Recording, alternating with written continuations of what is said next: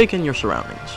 Look at the grass, the sky, the water, and the people within it, all commuting from place to place with limited time, riddled with their own deadlines, and people that depend on them. Each and every one of those people has their own fears, their own experiences, and feelings. Look back at any one of your own life experiences and realize that anyone you just crossed on the street might have played a part in it.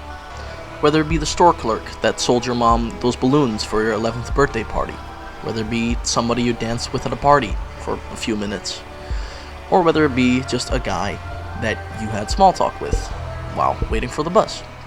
You might run into some on the street. You might even recognize some of them. But most of them will be completely anonymous strangers to you. The point is that you have never been alone, even though at times it might have felt like it. And I'd say cherish that thought.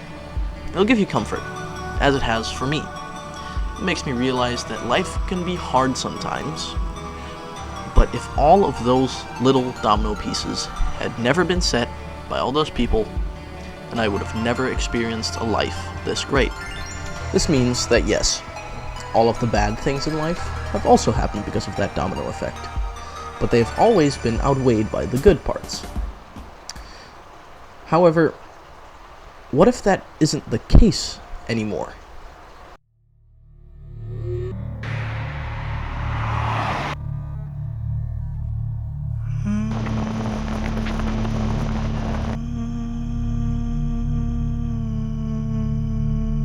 Solipsism.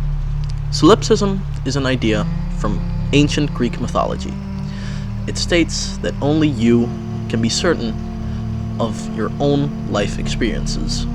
Now, there are many different types of solipsism that one can believe in, but one of the most common and popular versions of solipsism is metaphysical solipsism. The idea that everything around you, the world you live in, the people you meet, and everything you do is nothing more than a figment of your own imagination. Something that your mind created, and that nothing is actually real. Of course, this can't be true, right? I mean, you can feel things, you can taste that morning cup of coffee, you can hear your loved ones talking to you. I mean, hell, you can even see and hear me right now, right? Prove it then. Prove that everything you do is not just your brain tricking you into thinking you're not alone in a white void somewhere out in the great beyond. You can't. And that's exactly what makes it scary. The fact that you cannot prove that everything you see is actually real. But hey, it's real to you, right? And that's what counts.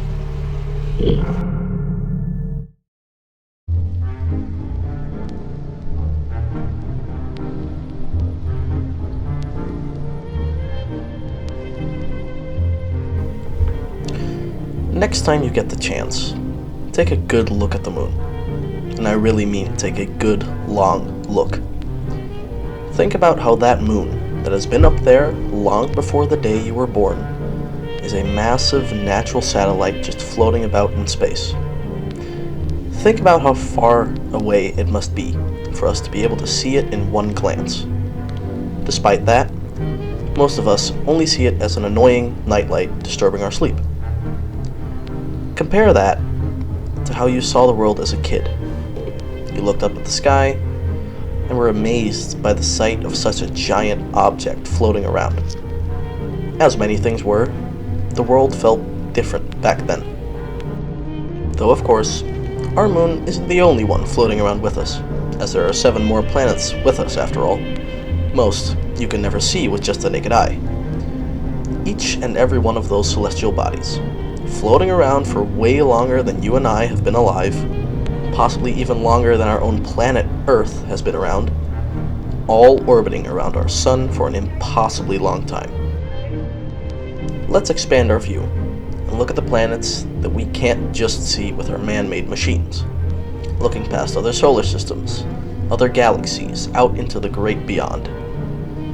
I want you to imagine yourself floating around there. What do you see? We'd all like to imagine we see colorful planets, maybe filled with extraterrestrial life, maybe see a planet with aliens that look and sound just like us. But in reality, however, this is not the case.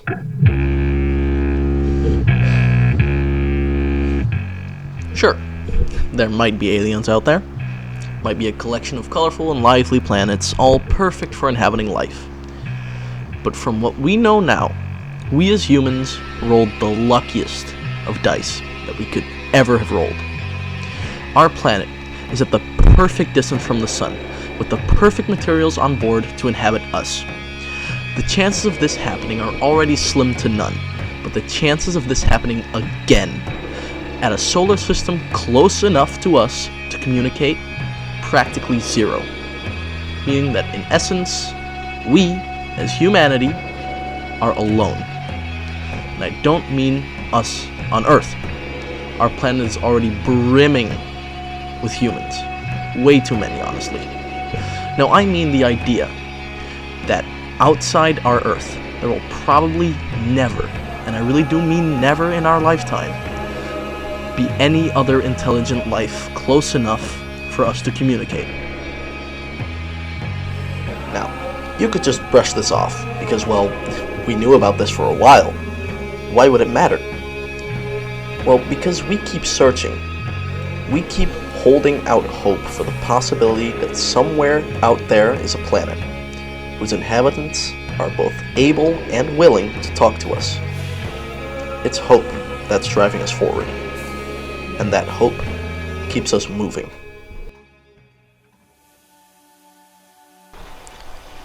Both of these concepts, solipsism and the empty void around our planet, boil down to loneliness, whether that be loneliness in the true sense of being alone and only having your own thoughts to keep you company, or the idea that us as humans are a species alone in an empty void, destined to evolve as far as we can before the flame dies out. But maybe that's what makes life mean something in the first place. Because knowing it all ends, knowing we might never find anyone or anything else out there, makes the people we do have feel like miracles. And even if solipsism were true, all of this is just something our minds made up. Would that even matter? The laughter, the noise, the chaos, the love, it all still feels real. And maybe that's enough. We spend so much time looking up, wondering what's out there, when maybe what really matters has been right in front of us the whole time. All that empty space out there, all of that silence only means something because we feel it.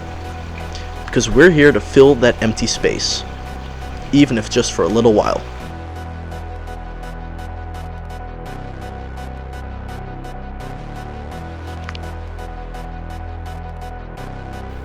Loneliness corrodes your mind.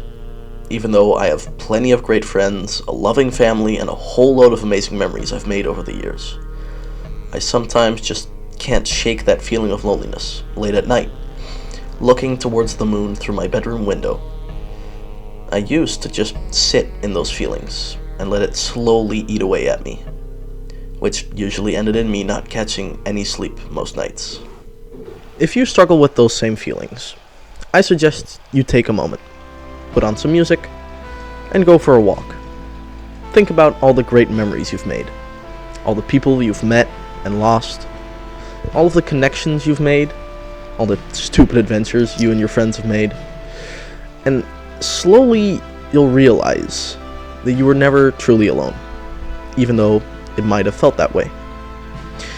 So the next time that you see your family, your friends, or your loved ones, show them just how much you actually appreciate them, because nothing lasts forever.